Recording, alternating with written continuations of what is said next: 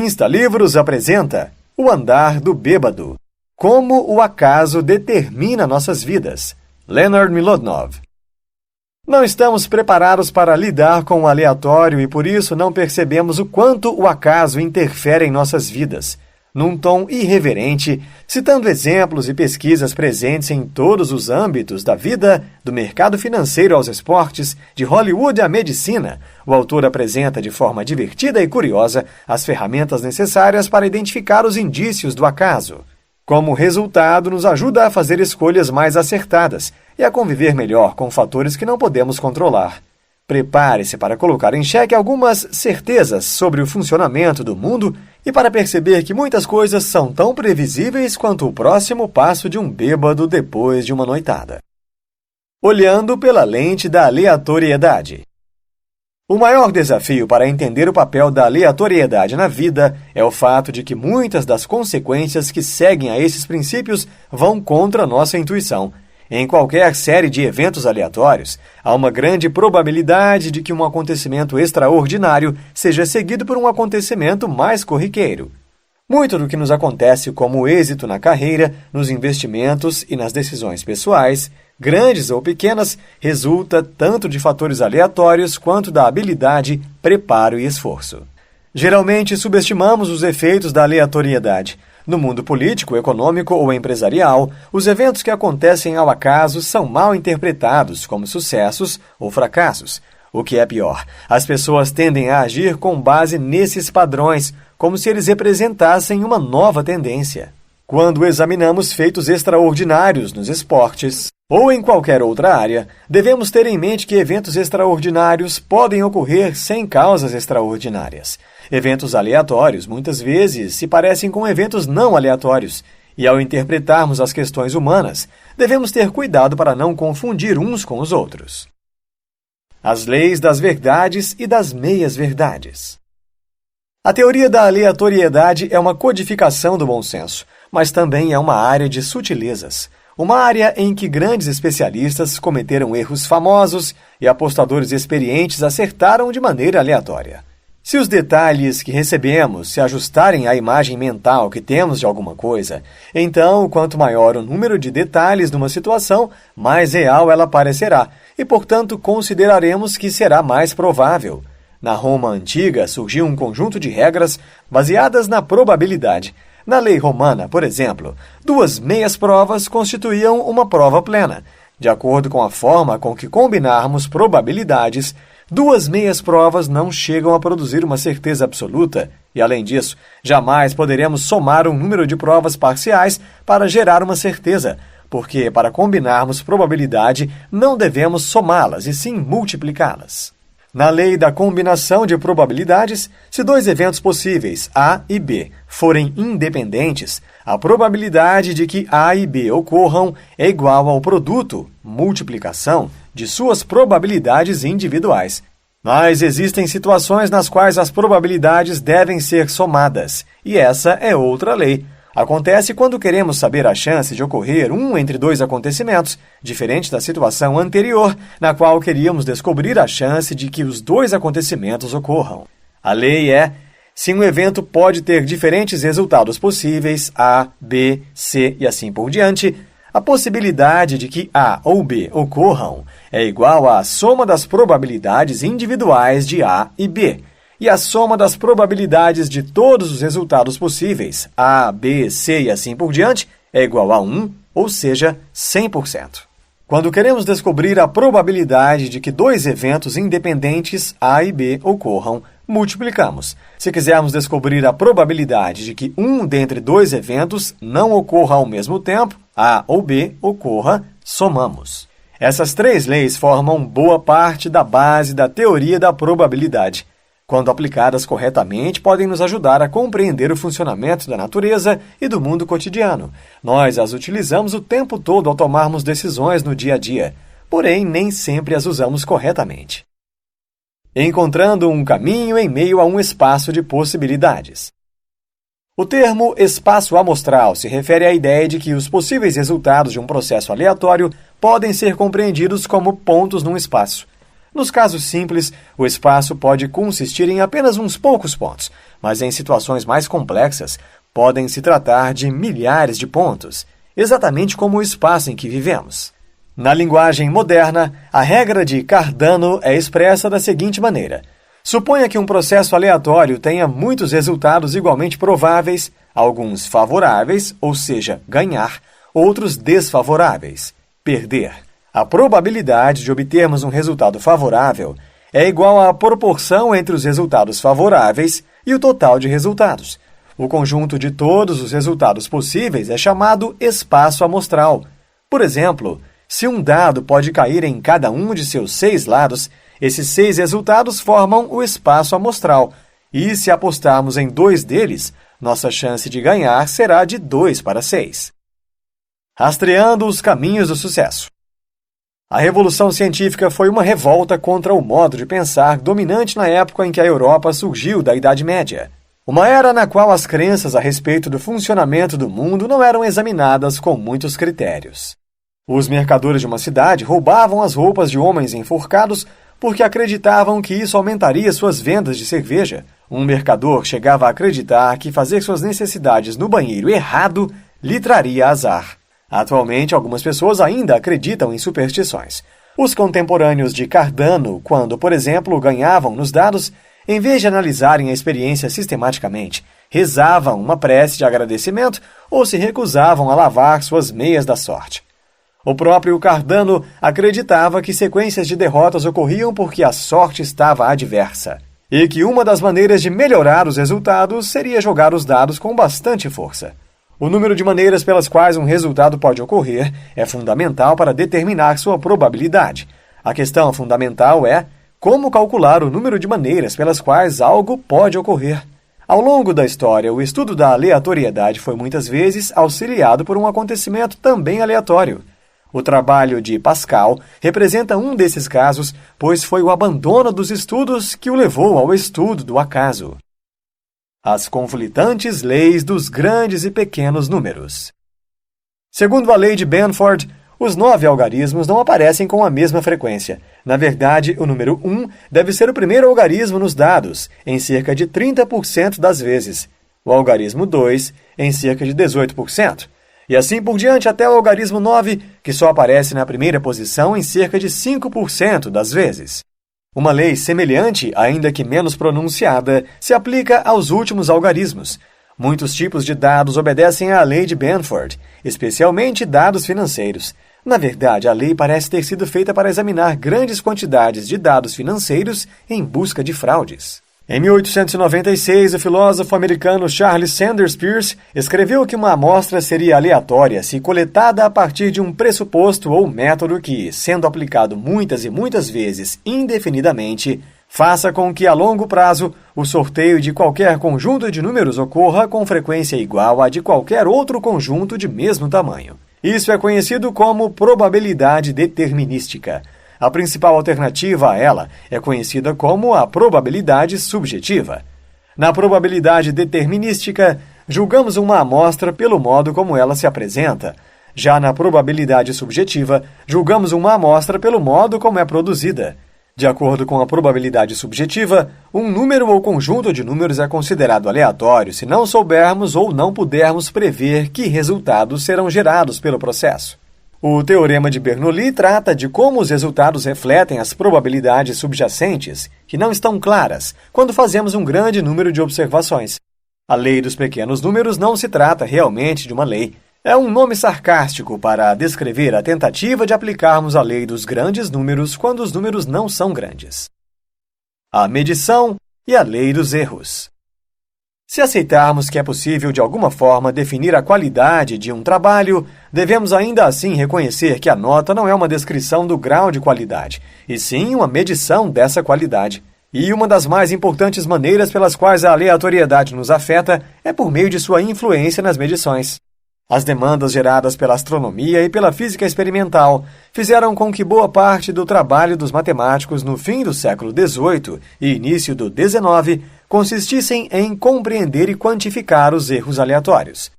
Tais esforços levaram a uma nova área, a estatística matemática, que gerou uma série de ferramentas para a interpretação dos dados surgidos da observação e da experimentação. Os estatísticos, por vezes, consideram que o crescimento da ciência moderna se deu em torno desse avanço, a criação de uma teoria da medição. Mas a estatística também nos fornece ferramentas para abordar questões do mundo real, como a eficácia de medicamentos ou a popularidade de políticos. Para entender as medições é fundamental compreender a natureza da variação nos dados causada por erros aleatórios. A ideia de que a distribuição dos erros segue alguma lei universal, por vezes chamada de lei dos erros, é o preceito central no qual se baseia a teoria da medição. Sua implicação é que qualquer determinação de um valor real, baseada em valores medidos, poderá ser resolvida utilizando um único tipo de análise matemática. É isso que faz da estatística matemática uma disciplina coerente, e não apenas uma série de truques. Qualquer que seja o objetivo das medições, a distribuição dos erros será a mesma. A ordem no caos. Ao vasculharem dados, os cientistas do século XIX descobriram que, onde quer que procurassem, o caos da vida parecia produzir padrões quantificáveis e previsíveis. No entanto, não ficaram impressionados apenas com as regularidades, mas também com a natureza da variação. Nos últimos anos, os psicólogos descobriram que a capacidade de persistir diante de adversidades é um fator ao menos tão importante quanto o talento na busca do sucesso. É por isso que os especialistas costumam falar na regra dos 10 anos, segundo a qual precisamos de, no mínimo, uma década de trabalho firme, prática e empenho para sermos muito bem-sucedidos na maior parte dos empreendimentos. Pode parecer assustadora a ideia de que o esforço e o acaso, tanto quanto o talento, são o que realmente importa. E os efeitos do acaso também podem ser controlados, na medida em que, em tentativas repetidas, podemos aumentar nossa chance de ter sucesso. Estudos de Galton sobre a hereditariedade o levaram à descoberta de 2 conceitos matemáticos fundamentais para a estatística moderna. Um deles ocorreu em 1875, depois que Galton distribuiu pacotes de vagens de ervilha de cheiro a 7 amigos. Cada um recebeu sementes de tamanho e peso uniforme e devolveu a Galton sementes das gerações seguintes. Ao medi-las, ele notou que a mediana dos diâmetros dos descendentes de sementes grandes era menor que a de seus ascendentes, enquanto a mediana dos diâmetros dos descendentes de sementes pequenas era maior que a de seus ascendentes. Mais tarde, utilizando dados obtidos num laboratório, notou o mesmo efeito no peso de pais e filhos humanos. Ele chamou o fenômeno de regressão à média, onde, em medições relacionadas, se uma quantidade medida se encontrar longe da média, a outra será mais próxima desta.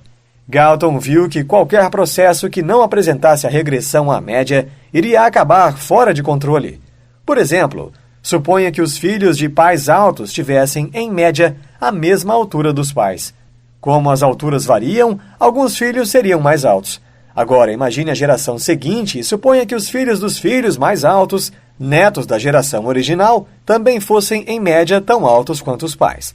Alguns deles também deveriam ser mais altos que seus pais. Dessa forma, com o passar das gerações, os seres humanos mais altos seriam cada vez mais altos. Devido à regressão à média, isso não acontece. Ilusões de padrões e padrões de ilusão.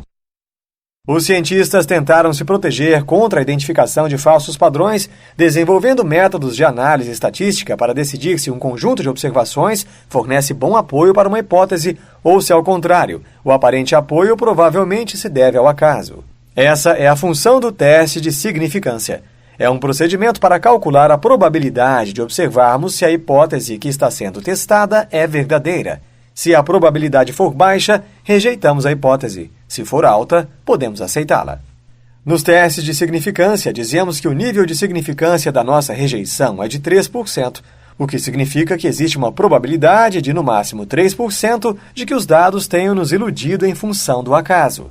O teste de significância e outros métodos estatísticos são úteis para os cientistas, especialmente quando eles têm a possibilidade de realizar estudos grandes e controlados. No entanto, não temos como realizar esses estudos no dia a dia, nem aplicarmos intuitivamente a análise estatística. Em vez disso, confiamos em nossa intuição. A intuição identifica padrões. No final do século XX, surgiu um movimento para estudar como a mente humana percebe a aleatoriedade. Os pesquisadores concluíram que as pessoas têm uma concepção muito fraca da aleatoriedade e não a reconhecem quando a veem e não conseguem produzi-la ao tentarem. E o que é pior, temos o costume de avaliar equivocadamente o papel do acaso em nossas vidas, tomando decisões muito ruins. De qualquer maneira, é importante enxergarmos as coisas a longo prazo, entendendo que sequências e outros padrões que não parecem aleatórios podem de fato ocorrer por puro acaso. Também é importante, ao avaliarmos os demais, reconhecer que num grande grupo de pessoas seria muito estranho se uma delas não vivesse uma longa sequência de sucessos ou fracassos. A questão é que se os eventos são aleatórios, nós não estamos no controle. E se estamos no controle dos eventos, eles não são aleatórios. Portanto, há um confronto fundamental entre nossa necessidade de sentir que estamos no controle e nossa capacidade de reconhecer a aleatoriedade. Esse embate é um dos principais motivos pelos quais interpretamos erroneamente os eventos aleatórios. O andar do bêbado. Na nossa vida, o determinismo nos leva a crer em um mundo previsível. Trata-se de um mundo ordenado, no qual tudo pode ser antecipado, computado, previsto. Quando reconsideramos detalhadamente os grandes acontecimentos de nossas vidas, não é raro identificarmos eventos aleatórios aparentemente inconsequentes que levaram a grandes mudanças. Há muitas razões pelas quais o determinismo se mostra incapaz de satisfazer as condições de previsibilidade nas questões humanas. Em primeiro lugar, até onde sabemos, a sociedade não é governada por leis definidas e fundamentais como a física. Na verdade, além de ser imprevisível, o comportamento humano é frequentemente irracional, como mostra uma série de estudos. Em segundo, mesmo que conseguíssemos descobrir as leis dos assuntos humanos, é impossível conhecermos ou controlarmos precisamente as circunstâncias de nossas vidas. Ou seja, não conseguimos obter os dados precisos de que precisamos para fazer previsões. Por fim, nossas questões são tão complexas que, mesmo que compreendêssemos as leis e possuíssemos todas as informações, dificilmente conseguiríamos realizar os cálculos necessários. Por isso, o determinismo é um modelo fraco para descrever a experiência humana. Embora possamos encontrar regularidades estatísticas em dados sociais, o futuro de cada indivíduo é impossível de prever. E no que diz respeito a nossas conquistas particulares, empregos, amigos ou finanças, todos devemos muito mais ao acaso do que somos capazes de perceber. Charles Perrow, da Universidade de Yale, criou uma teoria onde reconheceu que os sistemas modernos são formados por milhares de partes, incluindo os seres humanos falhos e as decisões tomadas por eles, que se interrelacionam de maneiras impossíveis de rastrear e prever individualmente. Num empreendimento, por mais vezes que fracassemos, se continuarmos tentando, geralmente haverá uma boa chance de que acabemos por ser bem-sucedidos. Se examinarmos nossas vidas, também veremos que muitos dos grandes eventos que nos afetam poderiam ter sido resultados diferentes. Poderiam ter tido resultados diferentes não fosse pela aleatoriedade, como pessoas que encontramos por acaso, oportunidades de emprego que cruzam nosso caminho aleatoriamente, etc. A teoria do acidente normal nos mostra que influências aleatórias são tão importantes quanto nossas qualidades e ações, pois a grande ideia é a de que, como o acaso participa de nosso destino, um dos importantes fatores que levam ao sucesso está sob o nosso controle, o número de vezes que nos arriscamos e o número de oportunidades que aproveitamos. Nas palavras de Thomas Watson, o pioneiro da IBM, se você quiser ser bem-sucedido, duplique sua taxa de fracassos. Insta Insights. Os eventos aleatórios e nossas reações a eles determinam nossos destinos. Os acontecimentos favoráveis em nossa vida são uma soma de fatores aleatórios como habilidade, preparo e esforço.